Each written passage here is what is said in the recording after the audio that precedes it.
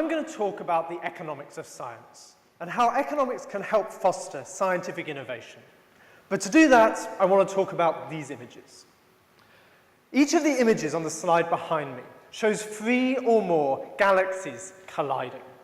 Such astronomical events are extraordinarily hard to observe. Looking for them is a little bit like looking for needles in a sky of haystacks. So how did astronomers find these images? The answer is that they didn't. Ordinary people did. Tens of thousands of ordinary people, amateurs, hobbyists, by logging onto a website called Galaxy Zoo and analyzing data automatically recorded as part of the Sloan Digital Sky Survey. Now, I'm not an astronomer. I'm an economist.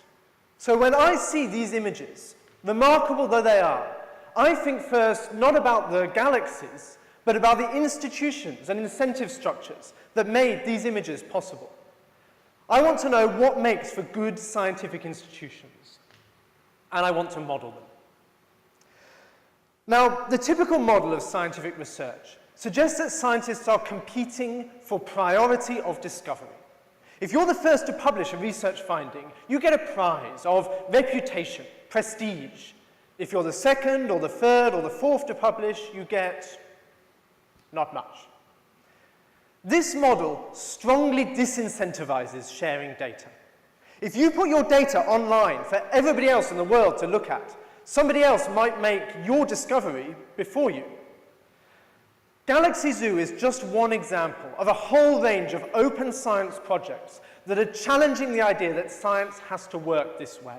Not just in astronomy, but in history, biology, medicine, even mathematics.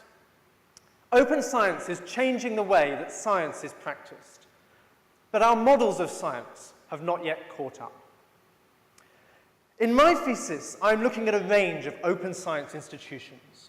I'm analyzing them to try to extract the core organizational principles that make them work. And then I'm modeling them using the tools of economic theory. If we can understand what makes for good scientific institutions, that understanding can inform science policy, the organization of universities, scientific research itself.